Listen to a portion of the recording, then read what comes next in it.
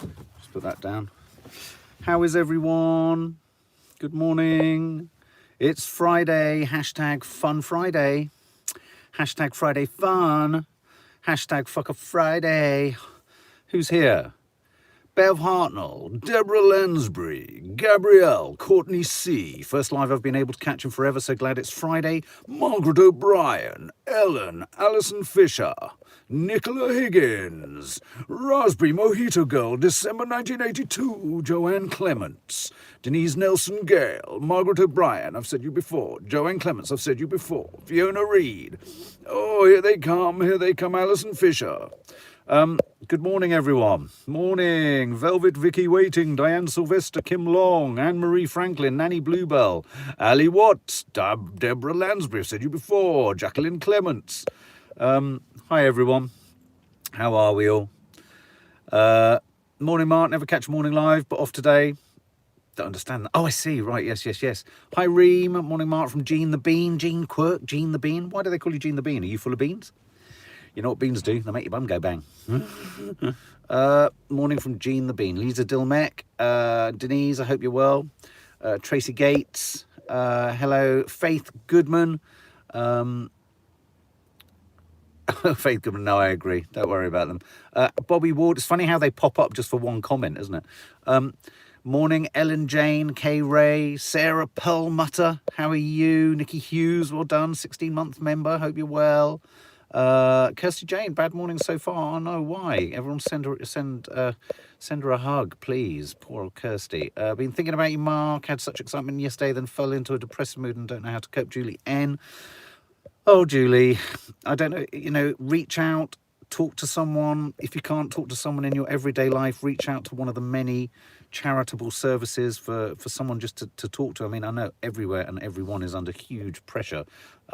We were talking about this in the counselling session yesterday. That apparently there is such a shortfall on required therapists and counsellors and everything. Sending you a big hug, sweetie. Hopefully you can reach out to someone after this.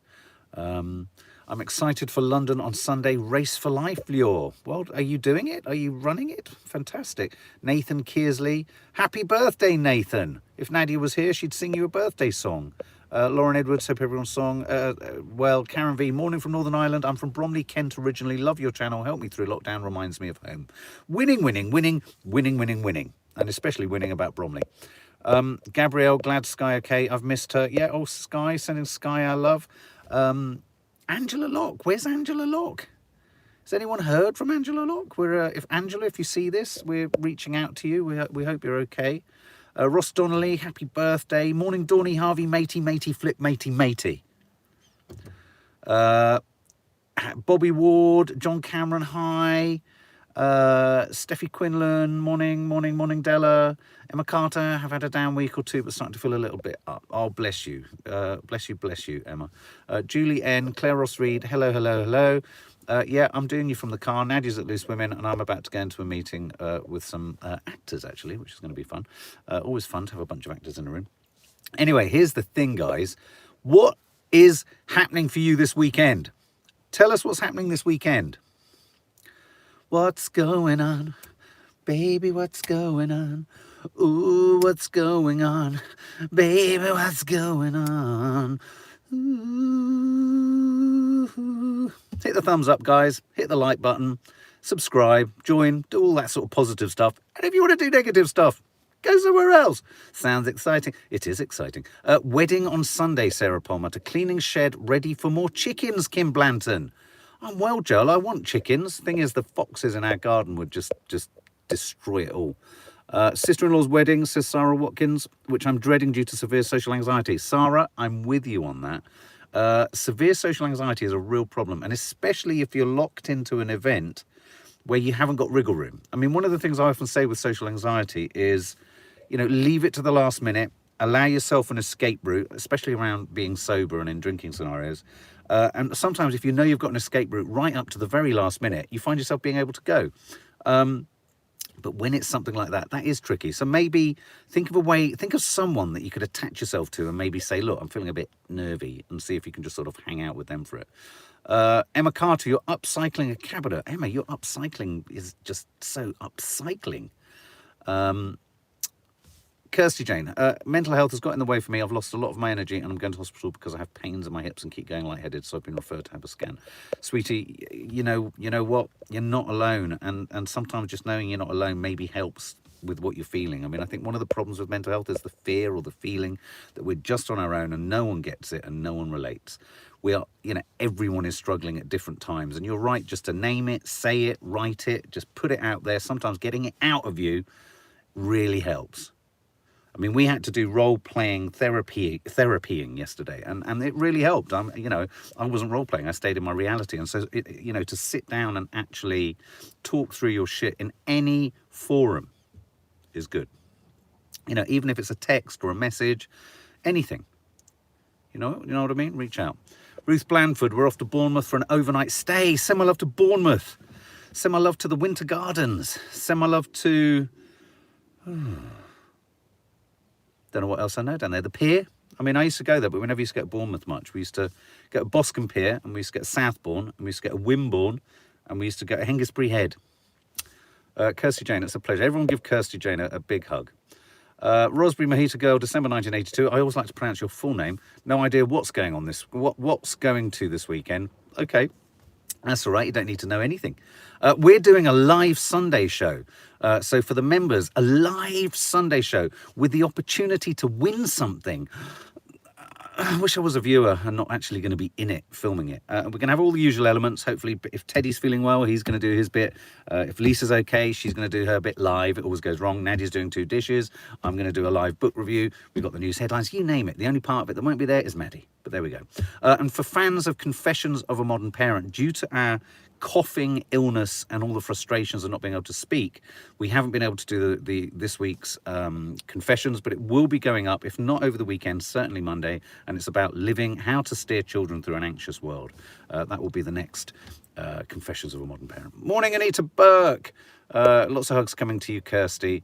How is Nanny Di? Nanny Di is great. She's with us in the house at the moment. I don't know what she's doing back there at the moment, but she's at the house. Sarah Palmutter, Faith Goodman, I agree. Exhausting hell. Hate stupid questions about my walking stick and then not necessarily hearing anyone anyway. Sarah, just take your walking stick and hit them. That's what I say. Just get your walking stick and use it like a weapon. Like Shang-Chi would use it. Stacy269, sofa and movie weekend, kids have brought colds home. Now, the downside of a cold is that you've got a cold, and we're going to talk about super colds in a minute. But the upside is that you can all get cozy on a sofa, can't you? Jill Jones, welcome, Jill Jones, Jill Jones. Sorry, everyone. I just thought I'd quickly do Jill Jones. Jill, I would sample that. I'd pop it on your phone and use it as a ringtone. And it will really, really unsettle people when it goes off. Nicola Higgins, my appointment to investigate my moods, maybe bipolar, has been cancelled. Oh, man, it's just everything is so tight and busy and crammed out there. But it will come, I promise you. In the meantime, do reach out to people, please. K-Ray, sample that. Yeah, do sample it. I think everyone should sample what I just did just there. I think my sampling of Jill Jones was second to none. Richard Kavanagh, I hope you are well. I will be working for the NHS next week. Mental health issue is important. Also, Maddie loves Supertramp. Have a good week. She does love Supertramp. You're absolutely right. Anita Burke, I've just had a cold, sore throat, and the most irritating cough. Well, we are going to talk about sandpaper throat. Okay, why do we... Well, no, we've got more serious things to talk about, so I'm going to change the tone. Sabina Nessa, the teacher who sadly was sadly murdered. Obviously, they've arrested someone, and, they've arrested someone before that, and they've arrested someone else, so let's hope they've actually got the culprit. But I genuinely worry. It was drawn to my attention yesterday by Nadia that since Sarah Everard... Oh, Russ, sending you a big hug, mate. Sending you a big Russ. Big Russ. Sending you a big Russ. Russ. Sending you a big hug. Apparently 73 women have been killed or died in suspicious circumstances since Sarah Everard. And do you remember when the Sarah Everard, tragedy happened, and there was a huge kind of campaign, wasn't there, to reclaim the streets, to reclaim the night, all that kind of stuff. And we were saying at the time, as parents of girls, we mustn't lose track, we mustn't lose sight. We have to keep holding the government and the police and the Mayor of London's feet to the fire and make sure that they do something. And what have they done? What has changed? What has actually changed? Now, I know NADIA came in for a bit of stick on, I think, Loose Women this week or last week, talking about the fact that she said she has to approach life as though every man is and this is the key word that everyone seems to want to ignore. Every man is a potential rapist. Now, that doesn't mean every man is a rapist. Doesn't mean that. But what she was saying there is that the circumstances, and we're like this every time the girls go out. Every time the girls go out and do anything, we have to work on the assumption that we can't trust most people because there are so many circumstances in which to trust a safe space or a safe situation. For example, on the train, if you were to say, no, Nadia, you can't say that everyone's a potential rapist, then you get on a train and you just trust everyone. And what happens? Men rub up against you. Men are purposefully looking at porn so that you see it over their shoulder. There are very sort of, low-key, not low-key, but really insidious ways that they can abuse you on the train. And it happens like that. They can try and airdrop stuff to you. They can sit there with something that's so, so outrageously explicit and inappropriate, and they can sit next to someone, and that is a form of essentially abuse and flashing. They lean against you, they nuzzle against you, they push against you. I used to see it happening when I was 14 and I was traveling on the tubes. And the thing that frustrates me is that there's more effort put into saying, how outrageous, Nadia, that you should say that all men are potential rapists. We must represent all the men that are fine. Men who are fine have been represented positively for long enough. And that's the bit, I would put myself in that category. There are lots of men who don't deserve to be thought of in that way. But if you're a man who's plugged in and with a sense of kind of responsibility to your female partners and female relatives, you would understand that the comment is potential rapist. They're not saying I am, but in their head, they don't know. When they're walking down the street, Maddie doesn't know. When Kiki's walking down the street getting on a tube, she doesn't know if that man who might smile at her really nicely is going to be a creep. So it really infuriates me that as soon as one goes to say we have to take really serious, comprehensive, overwhelming action, we need to take really radical approaches, unfortunately, to men because the streets aren't that safe out there. 73 deaths since Sarah Everard. Now, obviously, some of those are domestic issues. Not all of them are on the streets. Not all of them are like that. But a general misogynistic attitude in society pervades, and nothing has changed. And weirdly, only Sabina Nessa has hit the headlines beyond Sarah Everard. I'm just looking at the 72 other people. And I think it was a bit hard to get Sabina Nessa's story cutting through too, if I'm honest. And so before we all jump on people like Nadia saying all men are potential rapists, and then there's this huge lobby going, no, not all men are this. Look, I'm one of those men. I'm all right with this. I'm all right with that being said. I get it. They're not saying all men are bad, but they're saying on the street, in a real life scenario, you have to assume the worst. Because if you don't, you could be one of those 73 people. I think that's more than reasonable. And until then, the sex offence as an act of terrorism, what do you think about that, guys? Sorry, I've had my rant, but what do you think about that? Yeah, Gabrielle, parents and schools have to educate boys the best way they can. Velvet Vicky waiting. I'm a victim of rape when I was walking my dog. Oh, sweetheart. I have to assume the worst to keep yourself safe, and I say the same to my daughter. It shaped my whole life. Sabina's story took a couple of days to hit the headlines. It did, didn't it? My eldest Izzy was drawing attention to that. And I wonder why. I wonder whether, God forbid, it might be because she was a woman of colour or something. I don't know. It's just a hunch, just a feeling. Kirsty Jane, even with Gabby Petito, she didn't even know her fiancé was going to kill her because they're happy and arguing like a real couple. Stacy269 makes me scared to let my daughter go out, but also scared the world my son is going to have to deal with. Absolutely. You know, my worry as a parent of a son wouldn't be about, oh, don't have a go at my little Johnny because he's actually a good boy. My worry for my son would be, how can he navigate a kinder life in a society which is essentially so misogynistic? Do you know what I mean? That would be the angle at it. Not the, oh, you're attacking my Johnny because he's not actually a potential rapist, but how can my Johnny be a well-rounded man in this world? You know, within this culture. Pauline Mulvey, yes, it could come under the definition of terrorism. Well, Chris Jones, I always used to say to my younger brother, all girls potentially after your money always go Dutch. Oh, that's kind of a nice sort of flip side, Chris. Do you think that's equivalent? I don't know if I think that's equivalent. I think the definition of terrorism, well, Jill Lister, I don't think she would. I think if Nadia had boys, I think she would approach it in the way that I've just said, actually. I see what you're saying. And I think the way she would have approached it was, it's awful to think that all boys, all men are potential rapists. What can I do to ensure that my son isn't one of them, or will not be confused to be one of them? You know what I mean? And also, the other issue is, whatever sort of things in your life clip back or hem in, you know, what negative is going to happen to a boy because other people think they're a potential rapist? They don't know that. They're not going to be told that. It's not going to inhibit them from being able to live their lives, is it? So yeah, the terrorism comment, I think is an interesting one, because what is the true definition of terrorism? You can either have terrorism by organised terrorist groups, or terrorism is where you terrorise someone.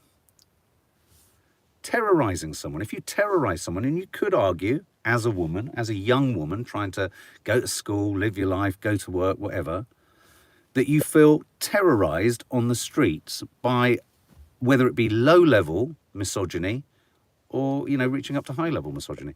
Zoe, I totally agree with Nads. As women, we have to be alert. Every man, as we don't know which ones will attack us. Sad, but it's true. Yeah, it's sad.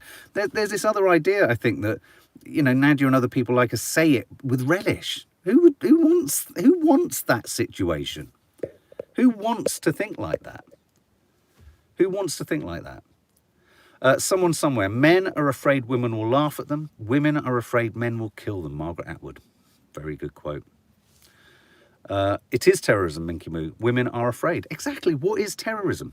Where you live your life in doubt and fear and not wholly able to walk the streets. No. I mean, there's not a single situation where any transportation or movement of any of my girls, I mean, less so obviously with the girls living in Bristol and what have you, but there's never a situation where I'm not thinking about the transportation issues for any of my daughters. Whether it be they're getting a bus, whether it be that text us when you get there, let us know who you're getting on the bus with. I mean, why? Why should we as parents, and why should girls have to think like that? Why should girls have to make sure there's 3 of them before they get in a cab? Why should girls, you know, be told by everyone who cares for them, make sure you don't walk the streets on your own? What? Sue Thorpe, women shouldn't have to walk down the street in fear. Men should be told and made to stop being violent, and I agree, not all men are violent. Now, here's the flip side of this, and this is the danger. One of the things that was really frustrating and worrying in the post-Sarah Everard situation was that there were many reports from not just our girls, but many other girls, young girls, who felt that there was a certain frisson of excitement in certain men out and about on the streets who knew that women were actually now a little bit more afraid. Think about that. So the Sarah Everard case actually made some men feel, oh, so women are a bit more scared now. I mean, when you're dealing with that kind of psychology, you think we've got fucking psychopaths all over the streets. Men who can't think with anything else other than what's between their legs, and they're not really thinking with that too. It's, you know what I mean?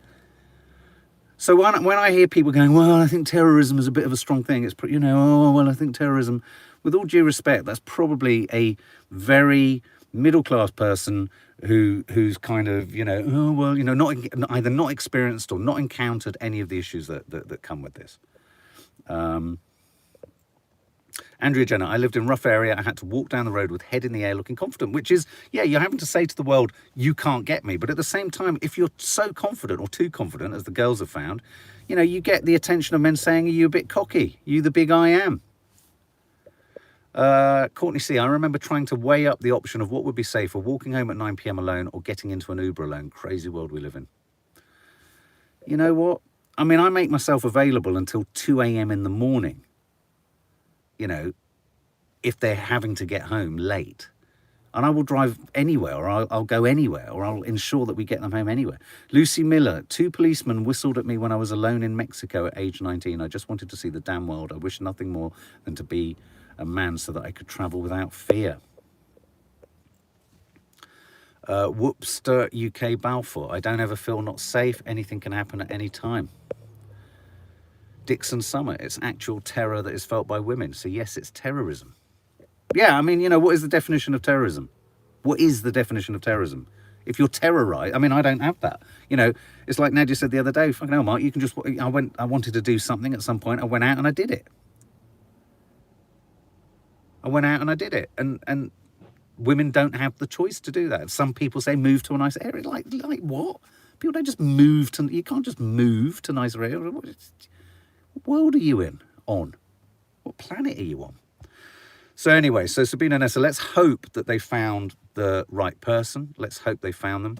I am getting to the point now where I think, you know, every young woman should have a state-supplied, government-supplied rape alarm that has a system that when you pull it goes to a sort of specified, dedicated rape alert centre. You don't have to go to 999, then go through the thingy, and then go through the thingy. I think there should be a rape alert centre. Do you know what I mean? Tra-la-la. My son, hi darling, my son who drives always makes himself available to pick up his female friends at night if they can't get home safely. There you go. You know, these are the little ways in which, we can help as men or as dads. And, you know, so many of these men who are unfortunately about my age on the streets, at bus stops, on buses, on trains, all this kind of stuff. Do you have daughters? Do you have mothers? Presumably you do. Do you have female relatives that you in any way respect? Perhaps not. What do you do if someone has no respect for the women in their family? So I just think, you know, issue every woman. I think it would be an incredible gesture if the government was to issue every woman, every single woman in the country, with a rape alert system that goes through to a rape alert centre. Because then you would be able to almost, you know how you get these Maury polls and Gallup polls of people's popularity? You could actually have a poll of the number of women who feel threatened in a real world situation. Even do it as an experiment. Even do it as this is the way to test how endemic this problem is in society. So there you go. I've spoken on that. Again, can something be learned from the Sabina Nessa story? So I do think sex offences and sexual harassment on the streets is terrorism.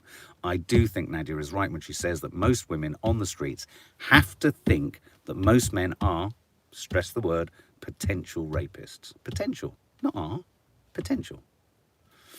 Are we going to, okay, here's the next topic. Are we going to enter the winter of discontent, guys? I was too young to remember it in the 70s, but do you think we're going to enter the winter of discontent? Yes or no? Give us a yes or no. Give us a yes, give us a no. Give us a yes, yes, I think so, says Ellen. Faith Goodman, 12 police were waiting by M25 for potential protesters all day. So much manpower wasted. Yeah, you're absolutely right. When you look at the contrast of other problems, you do begin to think, bloody hell. Yes, yes, yes, winter of discontent. Well, the winter of discontent was a phrase used by the Conservatives in the 70s during a time of stagflation and inflation and, you know, the rubbish wasn't being collected. We were a very poor country. I think we had to have help from the IMF, didn't we? I mean, I was too young for all of this. But, you know, there was talk of bodies were piling up and all sorts of things. Sophie R, thanks for your messages. Means a lot. It's awful to live like this in your own home. I was hospitalised last year. However, there wasn't enough evidence to go for what I've tried. Oh, can we all send Sophie R a big hug? Sorry, I've missed your detailed story, but sending you a big hug. So yeah, I mean, obviously we've got fuel shortage. But is it a fuel shortage? But really it's a HGV driver shortage. But many BP petrol stations and Esso petrol stations are, well, they say a handful. They're closing. They're unable to open because they can't get fuel. Not necessarily because there isn't fuel, but because there aren't drivers to drive the fuel. Inflation, things are going up because obviously people are trying to make up for lost earnings during the pandemic. There are empty shelves due to CO2 issues, due to HGV driver issues, and also due to a lack of migrant workers picking stuff for £3.20 a day. And what the employers have discovered is that any rational, reasonable person, unless they were desperate, wouldn't want to do that. And then energy bills. Energy bills are about to go up. The price cap, gas companies going to the wall, left, right, and centre. So it does make one. And then just as a sidebar, COVID and winter. Christmas is coming. Are these the first signs of Christmas? Are these the first signs of Christmas? Oh, look, Faith Goodman, I remember having candles as a child. Minky Moo, isn't Brexit good? Now, I'm pleased you say that, Minky Moo, because what's happening here is it's really fascinating just standing on the margins. And we've said it many times. We were Remainers, we were anti-Brexit, but we accept that with the vote and it going through, we have to have the best Brexit possible. And I think it's safe to say we're not having the best Brexit possible. So it's not about we told you so. It's not about let's reverse the vote or change things. But I would really like it if someone somewhere just went, yeah, all right, it's not going as well as we thought. Oh, all right, well, it's not quite going according to plan. Yeah, maybe we should have looked at the details a little bit more. Do you know what I mean? That would just help. Because what's happening is every one of these crises, winter shortage, inflation, empty shelves, energy bills going up, they're all being attributed to things, or you can see the government striving to attribute them to things that aren't Brexit related, whereas a far more honest approach would be COVID, the pandemic, Brexit, all these things have conspired to create, as they call it, a black swan situation. I feel sorry for black swans about that, don't you? Imagine if you're a black swan and every time someone, you're with your white swan, but black swan, well, every time they mention me, apparently it's like a worse combination of all things come together at the same time. The other swans are going, yeah, keep away from us, mate. Dragons Angel 007. Well, with BP reducing deliveries of fuel and other things happening, then yeah, I think it's going to be hard this winter. Shout out to Karen V and your partner Paul. Shout out. Are you Paul V? Hi, Jenny J. Shelves are empty, but we can afford those nuclear subs. Minky Moo. Ooh. Nuclear powered, aren't they? They're not nuclear armed, but nuclear powered. Gabrielle, we are going to respond to Skyleys. Please extend our excitement about this. We've just not felt well enough, and we've been waiting for Nanny Di to come back, and she's with us so scarcely. So it will be happening over the weekend. We're really looking forward to it, Sky. So please extend that back to her. I'll message her. Remade W, hello, my love. Oh, Jacqueline Clements, I find swans mute about politics. Well, there you go. Now, magic. Who likes magic? Who likes a magic trick? I know Nadia does. I know Nadia would probably like to go out with a magician. Now you see me, now you don't. Yeah, oceanic therapy is an excuse to put prices up.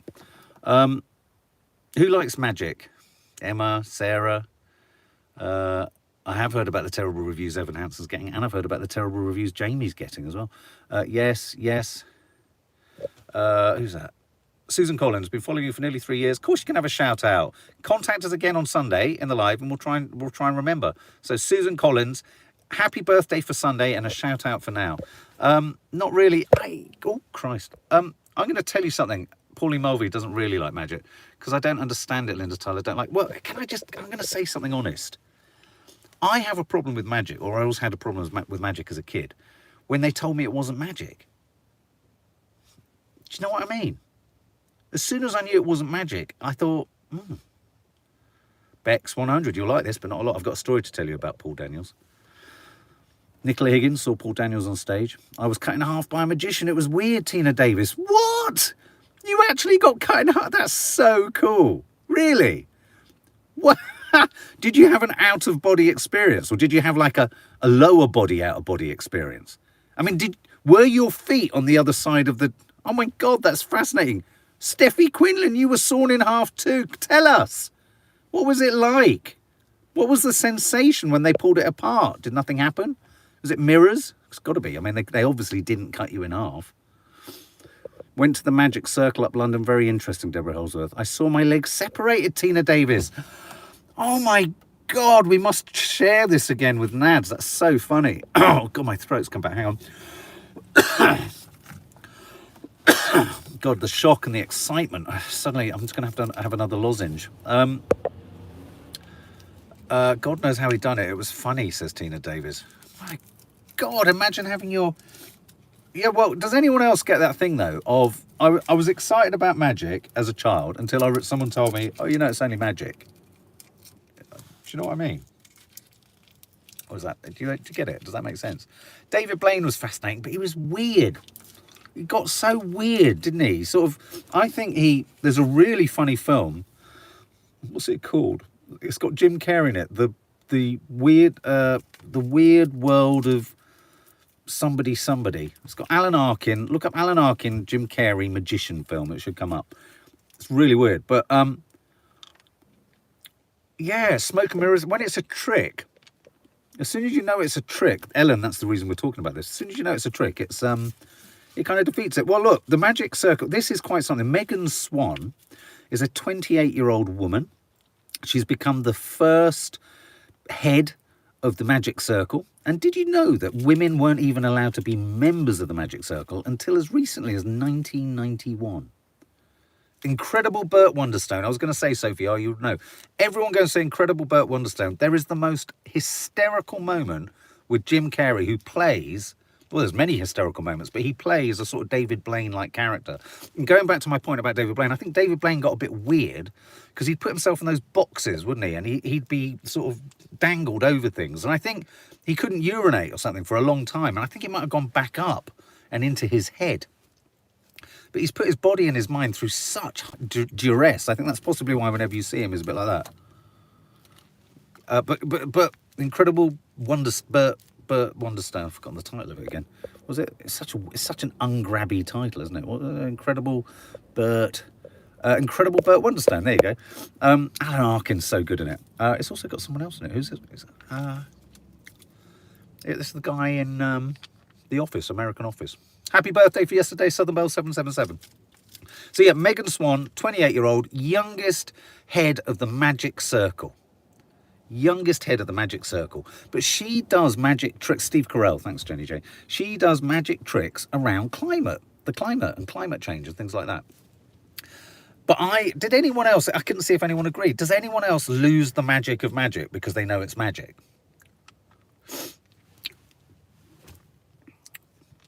Dynamo's good, but it's all an illusion. I suppose, are we excited? Dixon Summit, I'm having a look at one of those. Is that part of the fun? Maybe part of the fun is knowing it's an illusion and seeing the scope and size of the illusion. I suppose that's card play. Deborah Holsworth, yes, because it's a trick. Yeah. I get excited wondering how they do it. Oh, okay, there you go. That's part of the joy. I think as a kid, I wanted to believe you could have wizards and magicians. Darren Brown is more me. Did you notice that? They all go a bit weird. Do you think it's because eventually they realise it's all just fake? Some tricks baffle me. Okay, well, quickly, my story about Paul Daniels was he came to our school, Holland Park, to do a huge show in the park in Holland Park. Tommy Cooper's magic. Sorry, Della Nixon. Hysterical. I just love him because he was quite kind of good but bad, wasn't he? Came to the park. We were all extras in Paul Daniels' magic show. So there were about 300 of us all standing in the park, all running around. He couldn't control us. He was on the stage. We were the naughty ones. He was on stage and he issued us all with badges that had a little, a badge with a little kind of pointy, a needle. What a badge that you stick in a thingy. And he said to us all, and he gave us all a balloon, and he said, at the point that I say now, you all burst the balloon, and I can't remember what was supposed to happen because I'll tell you what happened. So the word went round, and then he went, now, And no one burst their balloons, but everyone prodded everyone else in the back. So you just got this almighty scream from 300 students as everyone was prodding each other with Blaine. I mean, it turned into an absolute scrum, to the point that Paul Daniels, and I think the crowd spilled onto the stage. Paul Daniels had to take evasive action, and he was tiny, you know. So, and he used his wife, what's her name, as kind of, you know, cloud cover. You know, he had to use her as a shield. It was a bit like Captain America running with the shield, but he used Debbie McGee as a shield. And I remember it staying with me, this image of, God, he just used Debbie McGee like a shield. And you could hear his little voice on his microphone as he went off going, "That's what I call magic." It was one of the most surreal moments. And then we were all dragged up to the school. We were all told off. We were never going to be invited to another public thing. That was your comprehensive kids. We just wrecked it for ourselves. We wrecked it for Paul Daniels. At one point he screamed, "You're some of the worst kids I've ever worked with." And I think we all then stabbed each other again. Poor old Debbie McGee, though. Literally, he kind of like hooked his arms into her top and ran with. I mean, he loved her. They were a lovely couple. But I mean, you know, we all had fun. It was really painful, though. Really painful. So yeah, that's it. That's your lot from me, guys. I've got sandpaper cough. Has anyone got this super cold? They're saying that there's now like a super cold going around. That's like the biggest super cold in the world, and it's just like you just can't. It's just a super cold. Belle Rainette. Didn't anyone else wonder where someone would go when they disappeared? Yeah, I want to ask someone who disappears from a cupboard. For example, I want to talk to more people who've been sawn in half. This isn't enough just to be told it was odd. Do you know what I mean? Anyway, guys, hit the like button. It's been fun. I've enjoyed it. I'll hit the like button. There you go. If you've enjoyed it, great. A vlog will be landing. Oh, yes, a vlog will be landing later today when I get back to the house this evening. There'll be Coffee Moaning tomorrow. There's the live Sunday show. Oh, and at midday today, the competition is on our Popcorn Junkies Instagram account to win some cinema tickets if you can answer the quiz question.